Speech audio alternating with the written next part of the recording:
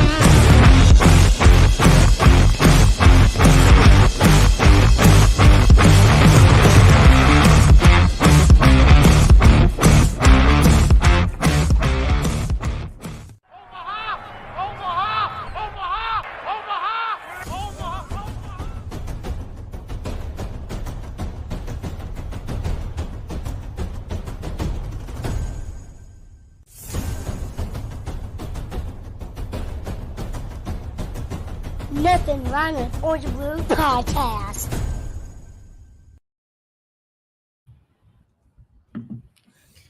Oh, it's finally here. Oh, thank God. Oh, yeah. Oh, 2022, Jay. It's officially over. Dude, I'm so my God. excited. Because you know what? Oh. Other than the Avalanche winning the Cup, last year can kick rocks. So I'm all for a new year, a new outlook, new potential, and it's early on here, so we still have hope. New you, Jay? Yeah. OMG. LOL, winky face. I did not make a New Year's resolution at all because Oh my I'm gosh, 100% the same old gravelly bastard I was last year. And I'm fine with that. As the great Peter LaFleur would say, if you don't have goals, you'll never be disappointed. Exactly. Absolutely. No. Here's the thing: I can have goals, but I don't feel like I need to there's pressure behind the New Year's resolution, right? There like is. everybody's like, yeah, I got to make a New Year's resolution, and then I got to keep it. But nobody ever keeps it, right? So if I'm gonna set goals for myself, I'm gonna set them because I want to, not because I feel pressured into doing so. 100%. And if I'm ready for a habit change, I'm certainly not waiting till December 31st to start. Amen. Right? That's great. Welcome, Broncos Country, NRW Crew, to the first Nothing Rhymes podcast of the 2023 offseason. I'm your host, Johnny Bakke. Yes, sir. I'm your host, Johnny Bakke. With me, as always, my cousin, my childhood best friend, Jay, the Denver Dreamweaver Weaver. What's up, cuz? Oh, dude, so excited. There's so much news. You know, I thought last offseason was going to, be nuts, and it was nuts. We had a lot going on, obviously. But this offseason is going to be just as nuts. The tinfoil hat is out, and we're on coach watch. We are on coach watch, and I do apologize to everybody who expected to tune in last night for this show. Yesterday was my 34th birthday, and As such, I spent the evening with my family. My family had things planned, and they wanted me to spend it with them, and I was willing to oblige, of course. So we are here tonight. I'm a year older, living 34, but feeling 100. It's awesome. And There you go. that's just reference to my broken broken body, thanks to the military. But it's good to be doing this. I definitely wanted to hit, not have any kind of hiatus going into the off season. There's no reason. We are a pending any kind of emergencies or things like that every week, all year long. Absolutely. That's what we do. And So even more than that sometimes. Yeah, well, obviously we're coming out with new content. Spoiler alert. But there's going to be plenty of new stuff this offseason to get on board with, and it's going to carry right over into the 2023 season. We're growing. So, hey, guys, if you like what you see, if you like what you hear, help us with that growth by liking the video, subscribing, sharing it out there to your Broncos brethren and sisterin. Is that even a word? I don't know. I think so, maybe. It sounds right. I don't think it is, but it is now. Your Broncos brethren and sisterin. Yep. All right. Get it out there, guys. Help us with that growth, okay? Hit that little notification bell so whenever we go live, you know, and you don't miss any of our awesome content. Please also go ahead and get out there to dubby.gg and show some love to the sponsor of I left that on. Look at me go. Dubby.gg, the sponsor of today's show. Dubby makes 5 delicious flavors of the Jitterless Energy Blend. Every single tub of Dubby contains 30 drinks worth of powder, and every drink contains at least 2 cups of coffee worth of energy. But the best part of it all, you guys, is these facts right here. Dubby, which a diabetic like myself really appreciates, Dubby contains no calories, no sugar, no maltodextrin, no fillers, and absolutely no artificial colors. Guys, this stuff is as natural as it gets. It is chock full of B vitamins and minerals and even a neuro enhancer to help with your reflexes and to help you stay sharp through in your day-to-day life. Guys, get yourself a dub. Teach me how to dubby. Dubby.gg. That blue raspberry looks killer. Oh, and I forgot this. Bringing it back up. Forgot this. And guys, when you're in the checkout at w.gg, make sure to plug in the code NRWOB10 to get 10% off your entire order. Yeah, that new, brand new. It's just come out. Brand new blue raspberry. So now I said 5 flavors. There are now 6 flavors. Mm-hmm. Looks 6 super good. Flavors of our favorite Dubby. It'll be a blue raspberry that doesn't turn your mouth blue, like you're walking around. Well, I doubt it, Jay. I mean, why would you even bother with blue raspberry if you don't want a blue tongue? I mean, I guess that's. I am the smartest man alive. Thank you. At least you realize it. But the point, but no, like really, like when we were kids, right? You always and you went to the bank with mom, and they had the big old tub of Dum Dums suckers. Oh yeah, there at the bank. I mean, tell me that every kid didn't dig through it looking for the blue one because simply to make their tongue blue. Still do that for sure. I was a big Fun Dips guy. Always. Yes, I recall that. Yes. The white mystery stick flavor. I'm still chasing that high. 32 years later here. It's good stuff. Ooh, let's see here. Oh, while we got a couple people in the chat here. If you wouldn't mind, I'm gonna duck out for just a second. You're all good. If you would just please share the merch store with our adoring family out there, and I will be right back. No worries. All right, folks. Well, come on. Is it up? Well, as I'm getting that going, we got Dave Full Glassman in the house here. Johnny, what up? Off-season momentum is BS. And yes, I agree, Dave. Off-season momentum is kind of BS. Especially when you're having turnover. It's one thing to have momentum going into next year when you have the same staff year over year, same players, core players year over year. But it still feels good to get some good juju going at the end of the year. So, It does. I read a little into that. A little bit at least. At least It does. for the I mean, fan look, base. here's the thing. When I say off-season momentum, I don't necessarily mean momentum for the team leading into next season. When I'm talking about momentum, to me, it's momentum, in my opinion, for the fan base. Like, Yeah. We got rid of Nathaniel Hackett. We didn't know what was going to happen. We allowed the guy who had been randomly brought in by him to, help him learn how to be a coach. Yeah. Suddenly coaching our team, and we're like, oh, great. What's this going to look like? And what did it look like? It looked like what we'd expected the Broncos to look like all damn season. I mean, it seems like a long time ago that the crowd was counting down the play clock. Yeah, but it wasn't that long ago. Yeah.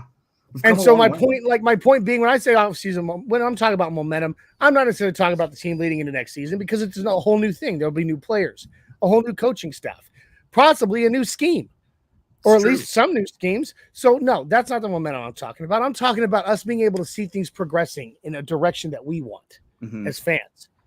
That the Walton Penner group, the kind of direction the Walton Penner group is pushing this team in.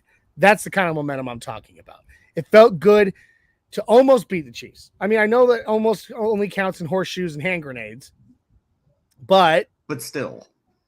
Speaking of hand grenades, my army brother, KB82, Kenny Booker, comes in saying, I heard the Broncos are supposed to interview Lance Joseph. Oh, Lance Joseph. He's Vance Joseph brother, but the complete opposite. Yeah. Hopefully not. Little do we know that it's actually Lance Armstrong, and he's in fact he never gets any of our balls on the post-game show. No, he's a pendulum. He's in search of ball. Yeah, right, in search of ball. But I did not put up merch store. Let me get that up here real quick. Oh yeah, go right ahead, guys. In the link in the bio beneath is the link to the Nothing Rhymes merch store. Jay, take it away. So we got little bandanas here for your cutest pup, and you can put them on your pupperino, and they will absolutely adore it. We've got different colors, we've got different designs here. So I mean, you can give it for your pet. You could also buy it yourself. Turn into, I don't know, like Michael Scott, Prison Mike, go scare some kids. I mean, there's just a lot of things you can do with the bandana. I'm Prison Mike. Another thing that I was not unaware of all the products that we have. We have a lot of stuff. It's true. It's true. If you're still scared of COVID, I mean, I'm not living that mask life, but we've even got masks, you guys. That's true. That's so 2020.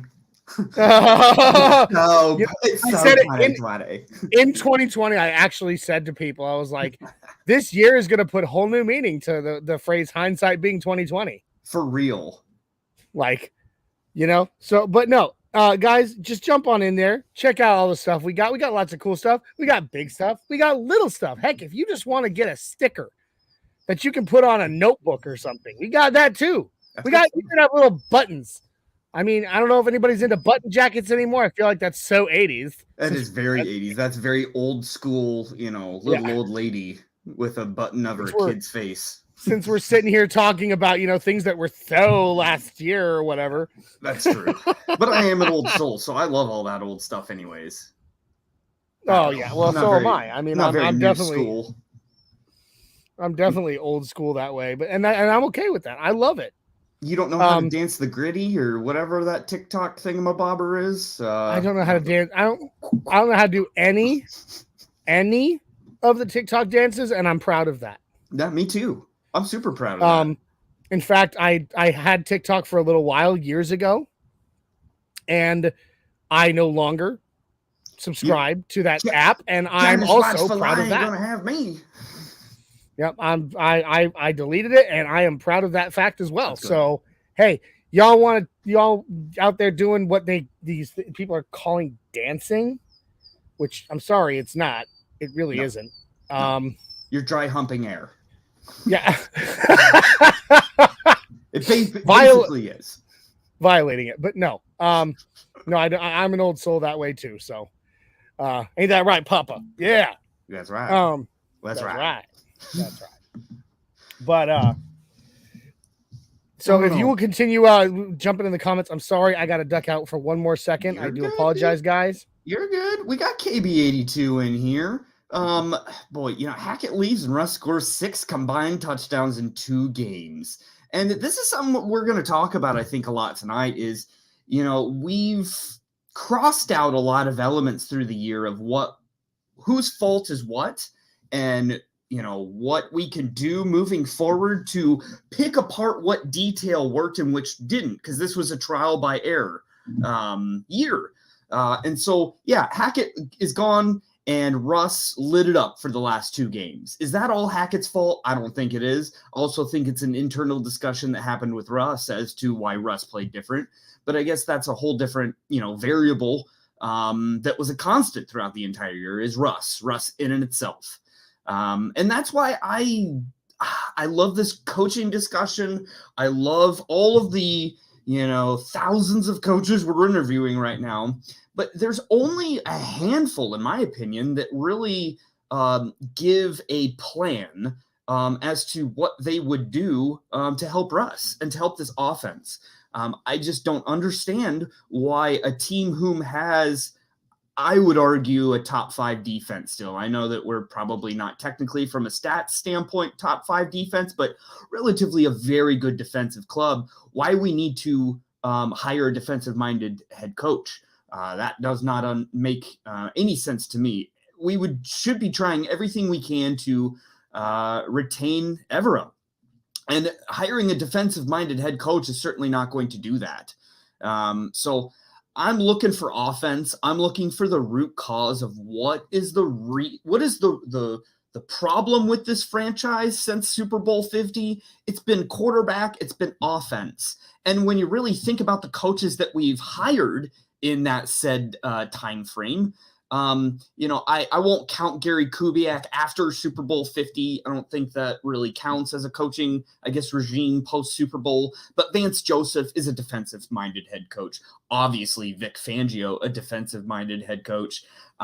Those are different things that, yes, are, they're nice to have. They're shiny, a really good defense. But if you don't even put up 14 points a game, what does it matter? I again got thrown in the face that stat on social media today that if Denver would have scored only 18 points a game, they would be like 13-5 or 13-4 or whatever it may be. And that's disgusting to me, the margin of error that was that. That's a sign that we're not that far. We are last year's version of the Minnesota Vikings. The Minnesota Vikings lost a ridiculous amount of games by a very small margin. And, flip the script 1 year, and now they're winning those games. And they actually have the record they have because of small margin victories. So the Vikings are kind of in my opinion, a fraud of a team on the flip side of what really the Broncos could be. Minnesota didn't really blow anyone out, and I think they're going to be a one and done in the playoffs, unfortunately. I like Minnesota, but that's, I think, kind of a blueprint for next year is the turnaround that they saw this year. There's just, I don't know. There's a lot of correlations, I think, between those teams. No, I mean, the thing, and I believe me, I was listening to everything you said. I was in the middle of something, and I might have to jump out here again in a minute. It's family stuff, guys. So I do apologize. But I do have to say, I get what you're saying about not hiring a defensive-minded head coach. Mm-hmm. I get that. However, I also believe that even if you do hire a defensive-minded head coach, if he brings in a good enough offensive-minded coordinator, okay, and he allows that guy to do his job, yep, then you're really not losing anything there. Yeah. Because, again, we talked about it this last season that one of the biggest problems with Hackett was that he was trying too hard to be an offensive coordinator with a head coaching title. Definitely. Just like Vance Joseph did, is trying to be the defensive coordinator who had a head coach title. Same thing, yeah. So, what we need is a head coach. You're funny, Kenny. Kenny says that I have IBS. Well, I do have IBS. Glad. then be very, very glad that this microphone doesn't pick up smell as well. Mhm. No, I'm actually trying to help my kids with something. But anyway, but if you see my point there, we're not necessarily looking for our head coach to be the guy that comes in and changes this offense. Yeah. We need him to come in and change the culture of And the that's team. first We and need him to come foremost, in is culture. and be the guy. Like we've said it. We've said it the last few shows. We need a guy to come in who can be a player's coach, but can put boots to asses when it's needed. Yep.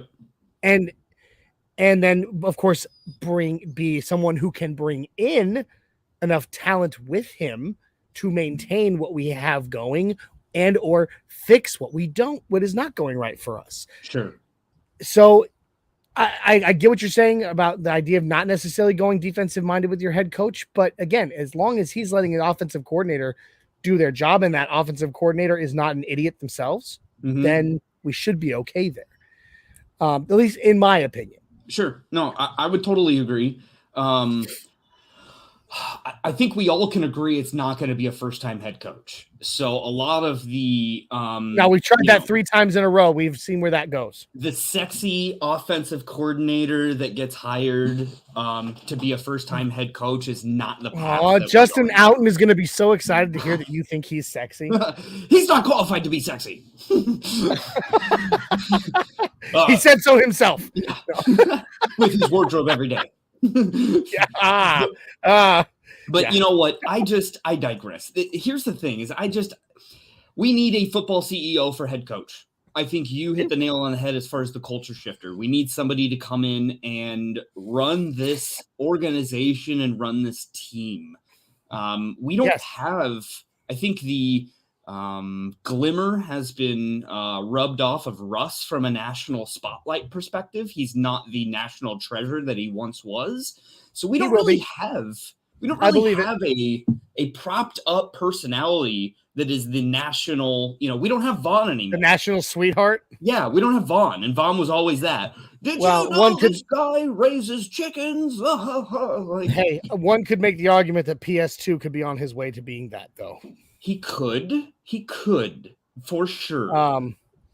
Simply because you never see him enough in the games, people are going to be like, I want to, you never hear his name mentioned. I want to know about this guy. I'm just kidding. But I digress. I'm also not kidding. Well, I mean, he's a walking Hall of Famer. He's a legend, so he should be spotlighted. But already, second year, and he's already that. 100%. 100%. But you also didn't see Champ Bailey on many commercials or many player profiles and whatnot. So the quiet guy playing defensive back, not necessarily profiling. That's true. Justin. I mean, and of course we do have Justin Simmons. He's not necessarily a national treasure.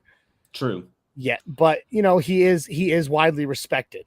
But I think that's in the vein of what Penner is looking for. He's looking for the head of the organization, someone that he can throw out to present the product of the Denver Broncos.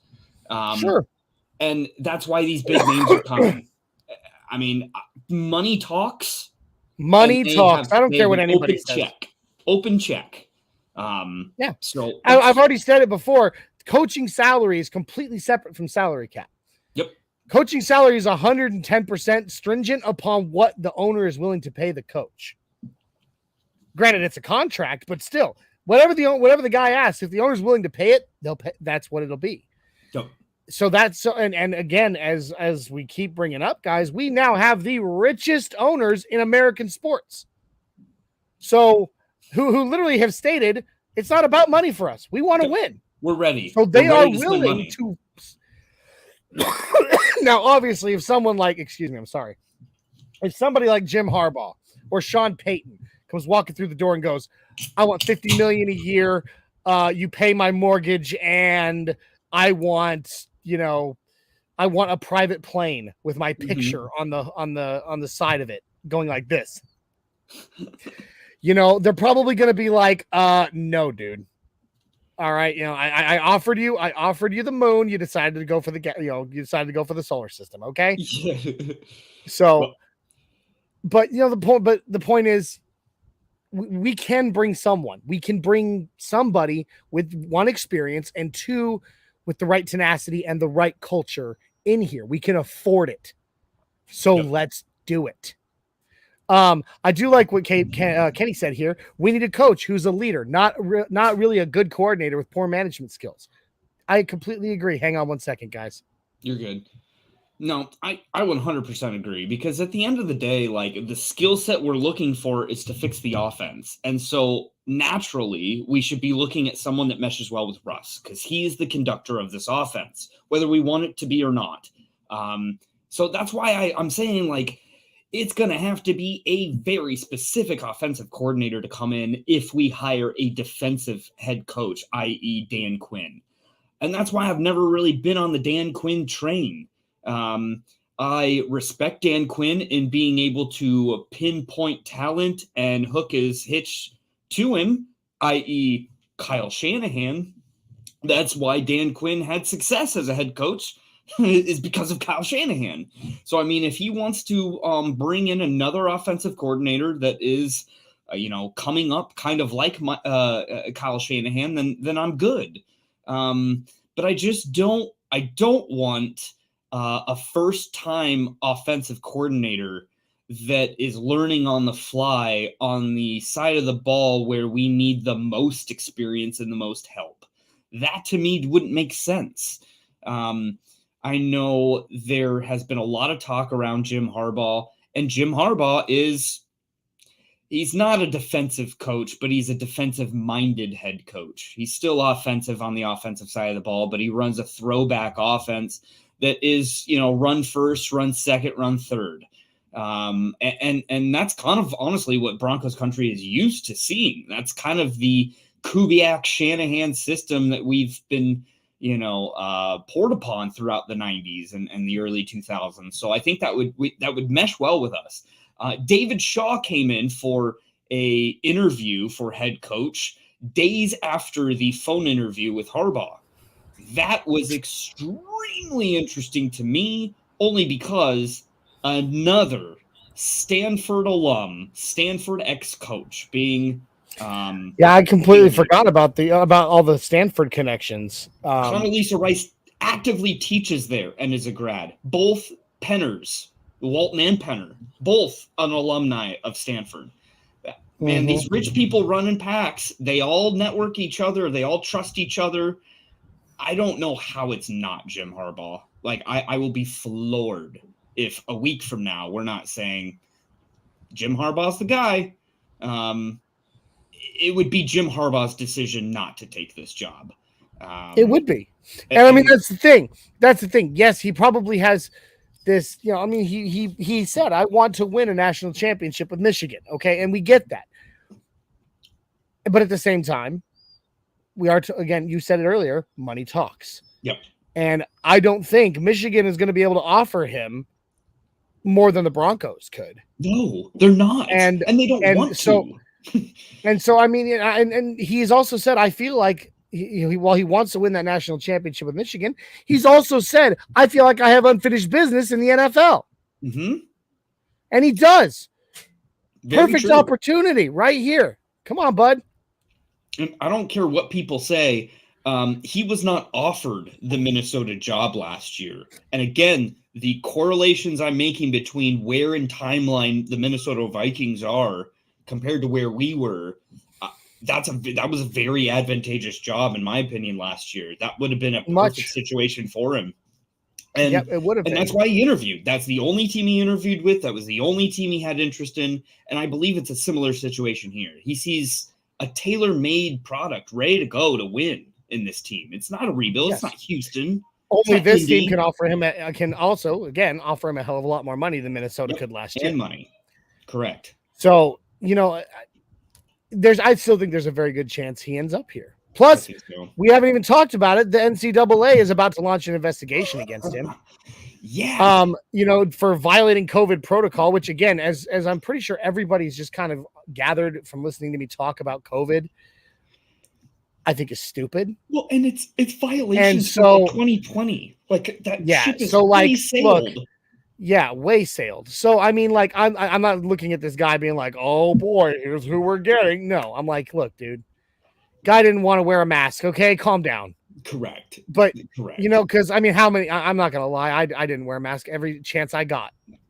So, I can't judge. But anyway, but I digress. They're about to launch this investigation against him. Mm-hmm. There's a good chance that Michigan might have to offload him anyway. Yeah. Or there's a good chance he doesn't want to deal with the BS of this investigation, because we all know how long NCAA athletics investigations take.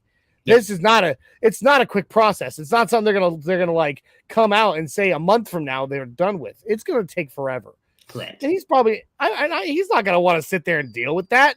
No, he's gonna pull a Pete Carroll and say, "Peace out." Look, I don't want to deal with it. I'm out. Denver's offering me $20 million a season. I'm out. So yeah. I like KBA Kenny's comment here. I like what CU did when hiring Coach Prime, who then surrounded him with high quality coordinators. Exactly. Oh my gosh! Did you see Coach Prime's staff? Yes, littered with NFL coaches. Insane. This is it literally looks like Colorado's building a program to rival SEC teams. Seriously. It's going to be really interesting. And I finally finished the Coach Prime documentary on Amazon. Good.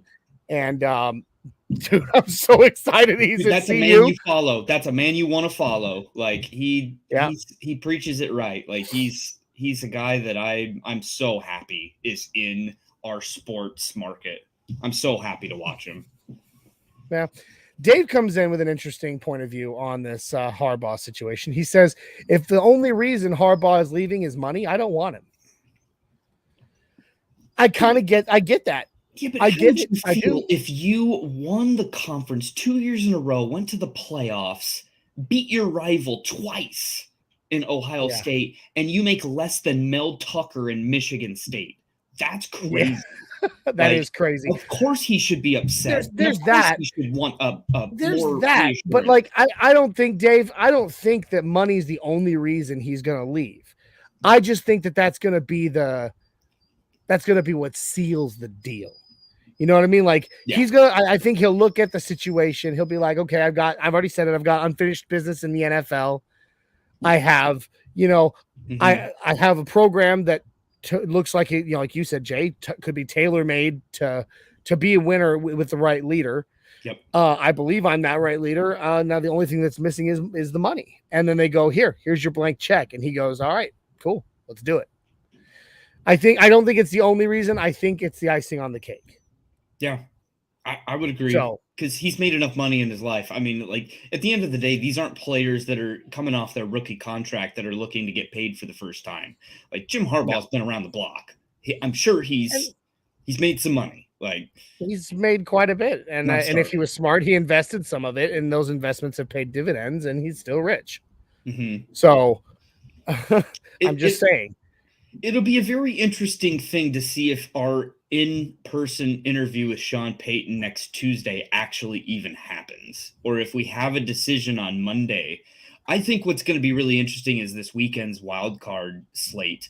You've got Miami that is going up against Buffalo, and there's tons of rumors that Mike McDaniels could be fired if that team loses. Same thing goes for the LA Chargers. All they got to do is drop one game, and Brandon Staley's out. And Sean Payton's in. That's already done if that happens. And that could already be done for all we know. Yeah, very well could be. Plus, Brandon Staley has talked about wanting to get out of coaching for a while anyway. So, yeah, it's kind of a situation there. But a lot of questions still out there. A lot of teams there is. Still are, haven't even fired their coach yet. Yeah.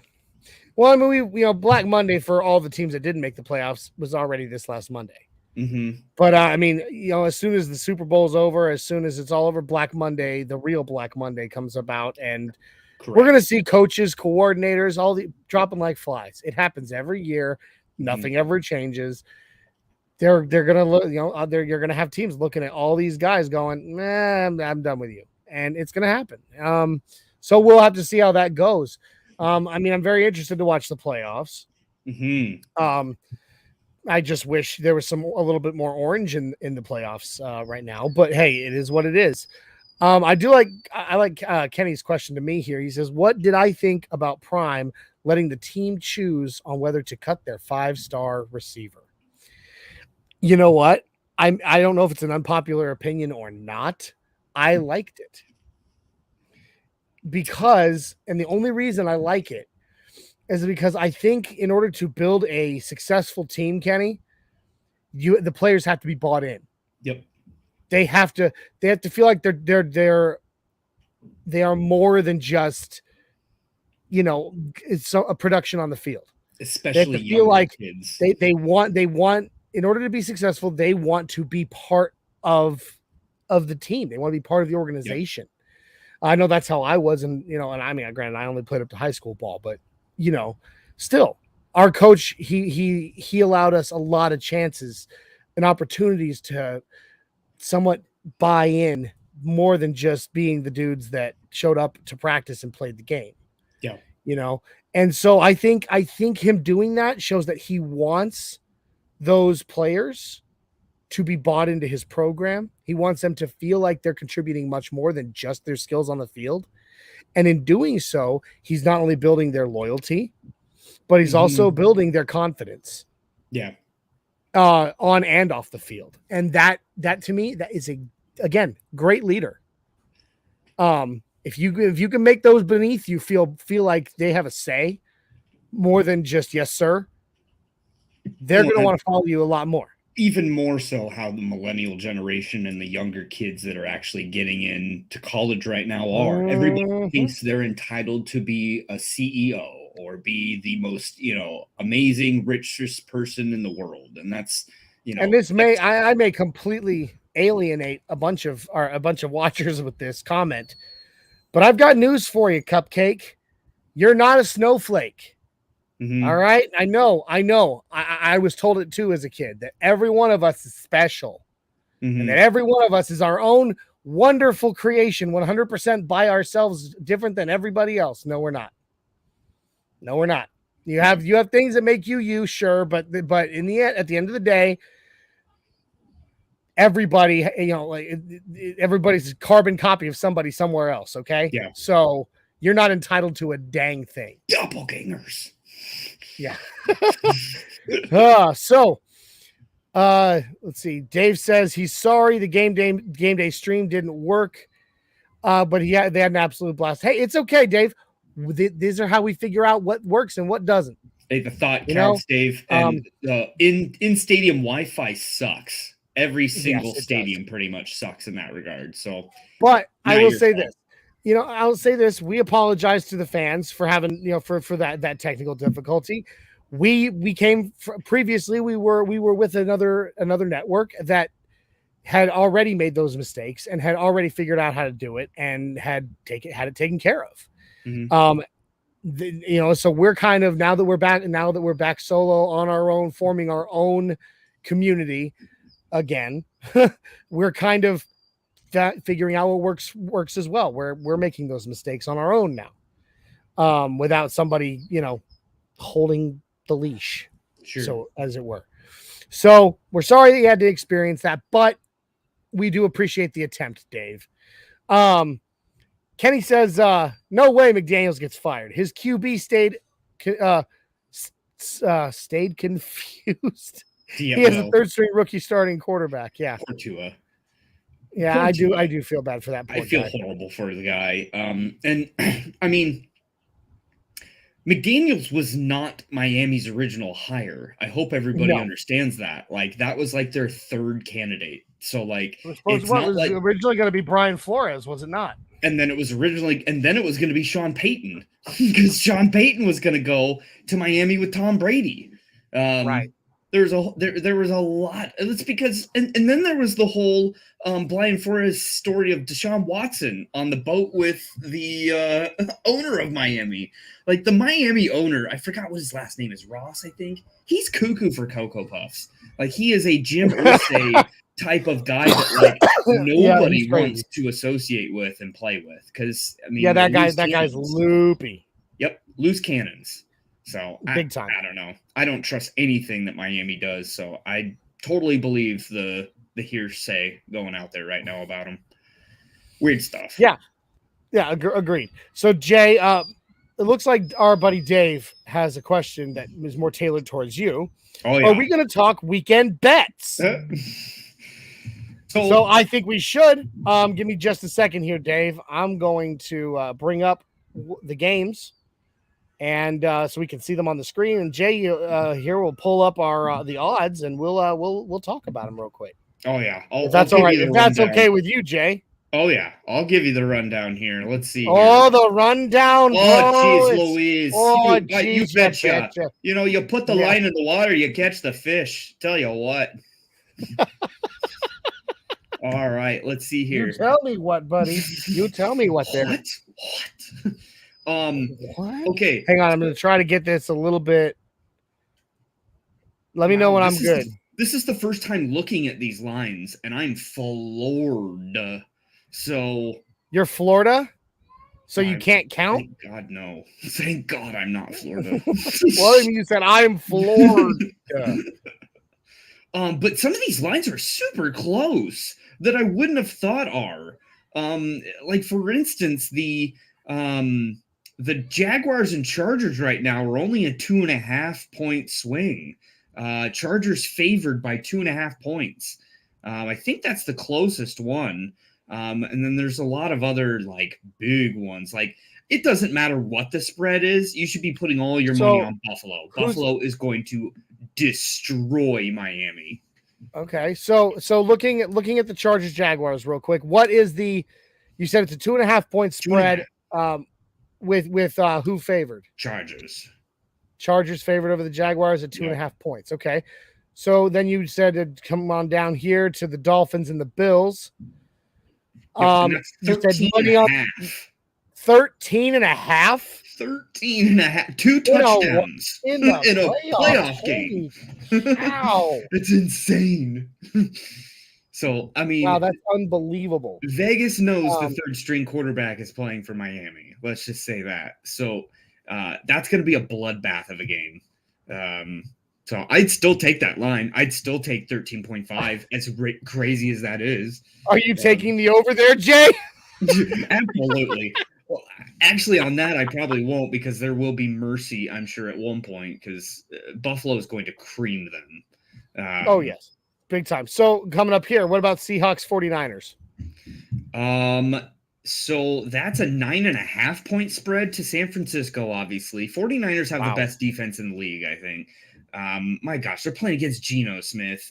Eventually, the clock has to hit midnight, and the slipper's going to pop off of Geno. Geno's going to be Geno. Well played, Jay. All of that's gone. And also, I saw that there's going to be like hurricane force winds in California for that game, like ridiculous weather. So it might be a low scoring game. I'd stay away from that spread. That's 10 points. And San Francisco is a team that runs the ball, low scoring. So I would stay away from that. Fair enough. All right. So let's jump on over to another game here. How about this one here? Cowboys Buccaneers. See, that's a really good one. I'm super excited to watch that. That's only a 2.5 point spread, and that is favoring Dallas. So Tampa Bay is not favored in the first round of the playoffs when they have the best quarterback of all time. That's not wise. Yeah, but he's like 65.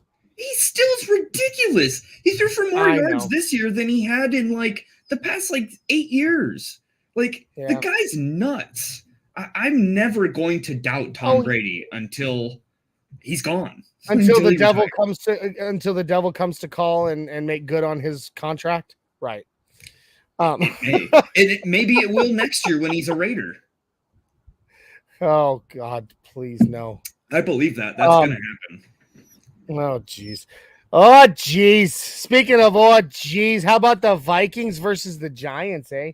Yeah, and as I foreshadowed before, I do unfortunately think the Vikings are pretenders. They're favored by 3 points in this game. I think I don't know. I think the Giants will have a pretty close game. They're a very underrated team, the Giants are. So I'd probably pick the Giants in that game. I like the Giants. Very underrated. All right. Okay. All right, and last but not least, out of our 6 wild card games coming up this weekend, the Ravens and the Bengals. Lamar Jackson not playing, not practicing. That's a huge deal.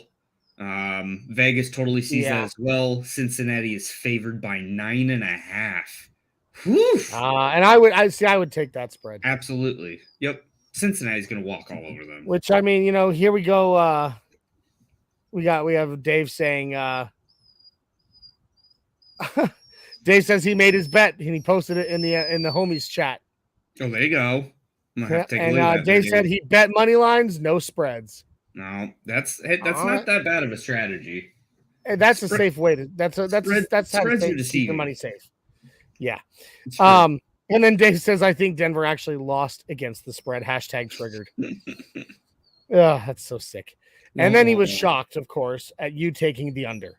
Absolutely. So now, when it's non-Broncos, I can be a little more like non-emotional. You can be more objective. Yeah, that's the word. Yeah, that's it. There you go. Ding, ding, ding. What do we have? Ba-ding, ba-ding, ba-ding. What do we have for him, Johnny? Damn it, Johnny. I didn't have it pulled up. I'm gonna win. There you go. Yeah. So, guys, that's the games coming up this weekend. And we'll see how it goes. Hopefully, if you place your bets, hopefully Jay, if you decide to listen to Jay, I hope my cousin is borderline psychic for you. Maybe. To this point in our lives, I've never had any indication that Jay is a psychic. But boy, I'm fooling myself if I am. I don't know, but at least that we have a weekend of football, right? College football's over. We still can hang on to the NFL for its, end of life. Here's the thing. I hate saying this because I hate them. But how about them Georgia Bulldogs? Gross. I hate them. I do too. I hate them too, but good Lord, what a game. Champ Bailey and Terrell Davis are the only two good things that come out of that. Sorry, no Sean Marino. Yeah. Yeah. Hey, speaking of, I don't think we spoke on it. Who was it? Not No Sean. Our running Ronnie back. Hillman. Yes. Ronnie Hillman. I completely forgot to bring this up because we were so focused on game time this weekend. Yeah. But Broncos Country, I don't have a drink with me right now because I literally ran out of alcohol. And I need to go buy more. But let's raise a glass and a prayer to Ronnie Hillman, Super Bowl 50 champion, Denver Bronco, who passed away last week due to cancer. Pretty crazy. He passed away at home with his family. I'm told, all reports said he passed peacefully. But there was a lot.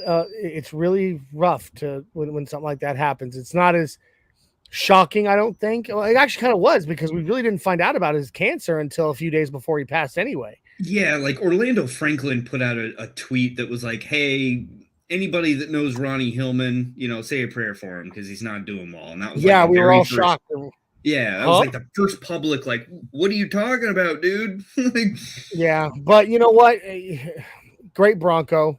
Mm-hmm. He was great for the time he was here. And was good when we needed him. Did you realize he was the leading rusher on our team Super Bowl 50 here? I thought yes, C.J. I actually Anderson did. would have. But... No, Ronnie Hillman actually rushed past C.J. Anderson that year. That. Yeah. So very sad. Rest in peace, and we throw up some prayers for his family. Broncos Country will always love you, and we will miss you. Yep. So that being said, now, Jay, I think it is a good time for us to plug in to the Matrix because we have a Matrix today. Oh yeah, I'm ready for it.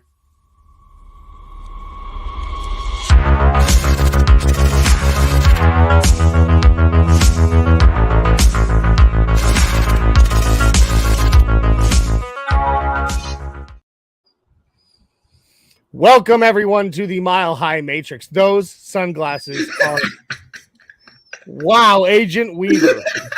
Well, okay, couple of things here. These are children's glasses, so they're not very fitting on my large Peyton. Really, you don't wear these? You don't wear these every week, every day.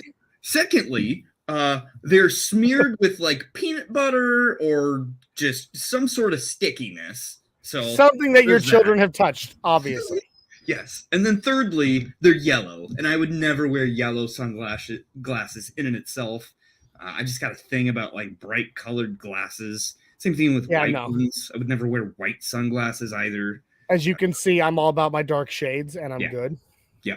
So, excuse me. Dave says, in reference to the football coming up, football is football. I love it. Prefer my team to be playing, but I will watch regardless. As will most of us, Dave. Yeah. I'm pretty sure. Absolutely. At least anybody that is part of the NRW crew, I'm pretty sure will be, because we are all diehards. So not really associate with people that don't watch football. I unfortunately do, and I have to ask them all the time, like, what is wrong with you? Like, what happened to you as a child? Trauma. Were you like, yeah? Where did the football touch you, Johnny? I know. Where did the football touch you? Show me on the Wilson football. On the laces. Oh, I'm sorry. Sexual harassment and or assault is not a joke. Hey, Mr. Wilson! Listen, Jay, you got to be careful. Look, somebody is going to see this and go out there saying that we just spread a rumor. No, I heard from a good source on Nothing Rhymes with Orange and Blue that Russell Wilson. No. That's good stuff. You heard it here first, folks. No, you didn't. No, you didn't.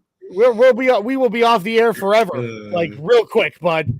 Anyway, Mile High Matrix, where we give you two choices in the form of an orange pill and a blue pill, and you tell us, and we tell you which choice we would go with and why.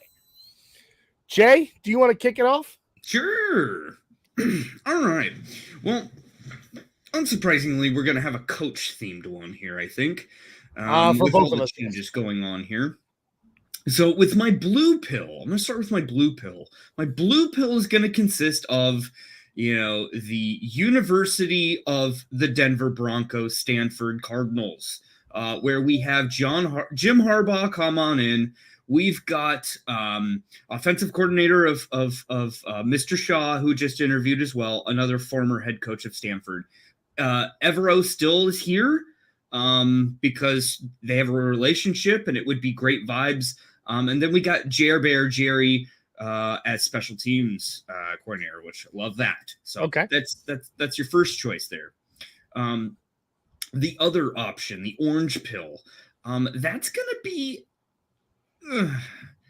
a little bit of a different kind of mix. And this is the thing that I don't really like. And I know this is going to be your thing, but it's Dan Quinn.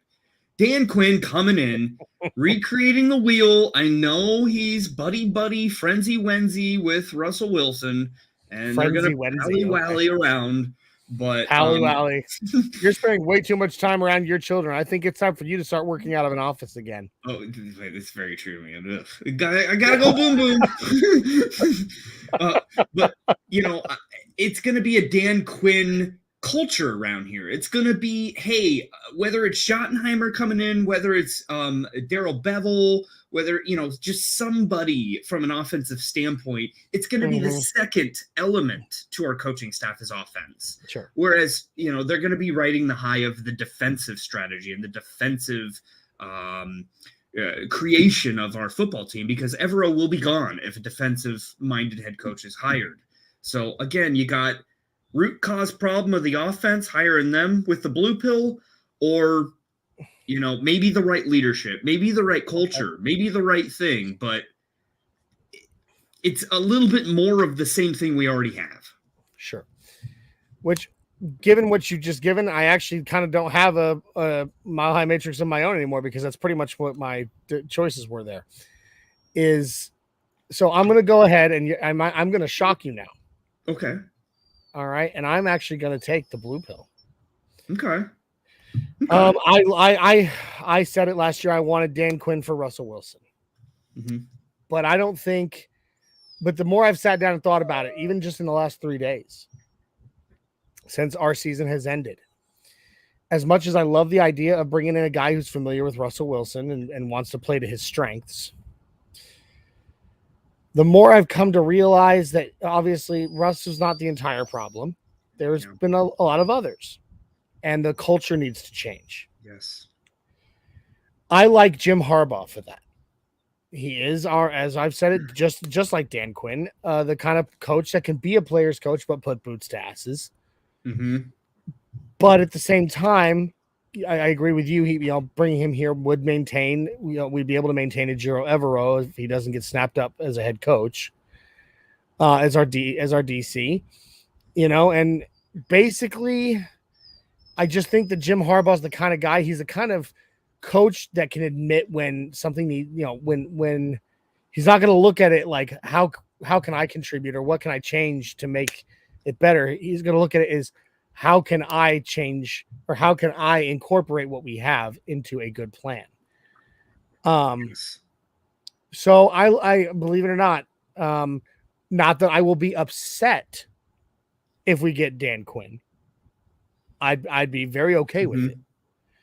But given the choice between the two after the last few days of soul searching, I'm actually going to go with Blue Pill Jim Harbaugh.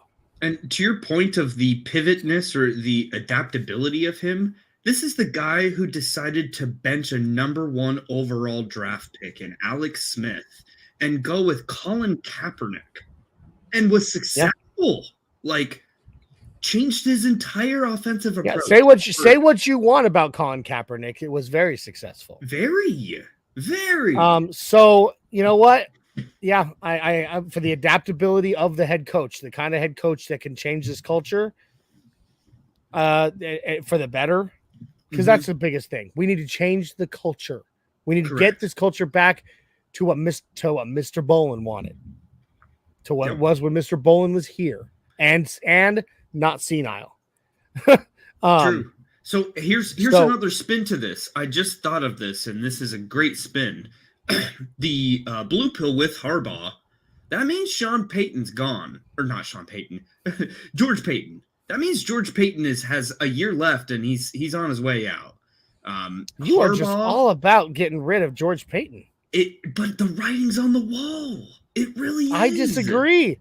I have disagreed vehemently with you on that since the beginning. He has lost. Okay, then why isn't he the one hiring a head coach? Because that's not a general manager's job. Yeah, but isn't he basically a pseudo VP of player operations, basically what John Elway was in the capacity of a general manager? I mean, like he was when there was not position now where they were too. He was when there was not an ownership group in place. I'm getting this. I'm not getting this out of my butt. Okay. I got this from our Broncos insider who we know well. We've spoken to him on many occasions, and I literally spoke to him about this. George Payton had to put on the hats of about 6 different jobs. Yeah, you're right. In this last offseason because of how everything was being affected by the search for an ownership. Okay, so we're talking a guy whose literal only job of a general manager is to build and maintain a roster. That's it. You're talking about him now having to search for a head coach, having to vet and be part of the process of finding an ownership group. He was also having to do things having to do with facilities. Managing the facilities. That is not in any way a general manager's job. There's a facilities manager for that. Is that why it caught on fire in the offseason? I don't know. But the point is, but to my point, the guy was being run ragged, and he was having to do a whole lot of stuff. And who knows? I can't say that may have affected his judgment when he chose Nathaniel Hackett, but maybe it did. Maybe it didn't. The point is, that's not his job. His job is to build and maintain a roster. It is the ownership's job to decide who is the best person to then take that roster and make gold out of it. So do you believe someone as experienced as Sean Payton or Jim Harbaugh would accept a position willingly that they did not have autonomy of player selection? I think there would be discussions, but yes, I do. That'd be Because hard to- ultimately I think that, these guys, they know what it takes to win, and you can look, give even with a few faux pas in it. Mhm. They can look at George Payton's scouting ability Yeah. and see the kind of roster he's able to build, and they can get on board with that simply because he is so good at player scouting. Yeah, and he is. I mean, He is. He's He is. very He's well respected. he is the quintessential master scout in the NFL. Yeah, I would agree. And I truly believe that someone like Jim Harbaugh, who wants to win, Mm-hmm. would be able to sit down and look at that and go, he can build the winning a very good roster, probably better than I could. Yeah, I could get on board with him being my general manager as long as I have a say. As long as I have a say in the decisions. sure. Because I would. it's a terrible movie. Actually, I love the movie, but even though it's a terrible movie, Draft Day That is a with great Kevin movie. Costner. Yeah, Although it's a terrible movie in terms of reality, there's no way any of that stuff would happen. True. But you saw it, Dennis Leary's coach character Yep. kept trying to interject his opinion onto what the roster should be, and Yep. Kevin Costner's GM character was constantly being like, Coach Weaver. "I will do what I want. I will, yeah, Coach Weaver. I will do what I want. You're here to coach the team." Yeah. I think that someone like Jim Harbaugh would be like, okay, I can get on board with George Payton remaining general manager as long as he listens to me. Yeah. Which, from what we saw with Nathaniel Hackett, George Payton is very willing to do. He is. At least he's not a big personality. George Payton is the perfect personality to have that position. Yeah. When it's already solidified before the head coach. Usually it's the opposite where, it all comes together and it's a tag team together. Agreed. I think Dan Quinn coming in would be, George. That Payton's would blow here for a long blow it time. up. George Payton would Yep. be gone. Oh, really? I With completely Dan agree. Quinn? I actually do believe so. Dan Quinn and him are like really good friends. That's true. I forgot about that. You're right. I think that I don't know. would show me that George Payton would be here a long time if Dan Quinn gets hired. Well, we'll see how it goes, I suppose. Yeah, But it'll be interesting. There you go. So, guys, I do have to get ready to get out of here because I got to go lay Munchkins to bed. But that has been the Mile High Matrix. We're going to unplug. We'll be right back with you.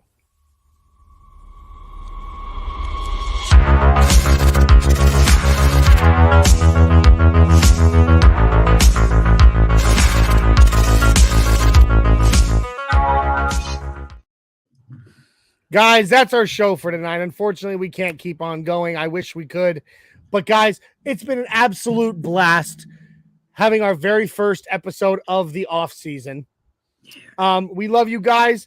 It's sad that there's no Broncos football left, but you know what? It's coming soon. And the way it always goes, it'll be here before you know it. We really appreciate you guys sitting and talking with us. Again, if you like what you saw, if you like what you heard, just do us a solid. It doesn't take long. Hit that subscribe button, ring the notification bell, then like the video and share it out there to your fellow Bronco fans. Guys, we're trying to build a family, build our own culture here. Help us out by doing just those couple of little things. Those are the tiny little things that you can do to help out this family, because that's what we want to be. We want to be one big orange and blue family. Absolutely. Don't forget to click the link in the bio beneath and get yourself some NRW OB merch. Guys, rep the brand. Get out there and show the world that you are proud. And also, again, do not forget, jump on over to W.GG, the sponsor of our show. Get yourself a Jitterless Energy Blend. Use the code NRWOB10 for 10% off at checkout. Guys, we will be back next week. It's hard to think that we will not be on this weekend. But That's hey, sad. we will. It is. But we will be coming out with new content very soon. So there will be more new shows, which means more things to watch during the week. So stay tuned and be ready for it. We will be back next Wednesday, this time for sure on Wednesday, because it's not my birthday or Jay's birthday. Mhm. Yours is in April, so I, Mhm. It'll be a few months before we can cancel a show for you. April Fools. Yeah, that's right. So, guys, thank you for joining us on the Nothing Rhymes with Orange and Blue podcast. We are getting back to our roots. Okay, the Broncos are getting right now. I believe the Penners are leading the Broncos back to their roots. So we're going to do the same here on Nothing Rhymes, which means we are going to end every single show with our patented Mile High Five. Okay, so if you would get your arms out with me and give me a big Mile High Five. Yes. God, I love that. It's so much fun, and I cannot wait. And it is going to catch on. I'm determined. It's going out. It's doing it. That's right. Thank you, NRW Crew. Thank you, Broncos Country. We love you, and we will see you next week. And I don't care what you think of Russell Wilson right now. Let's ride!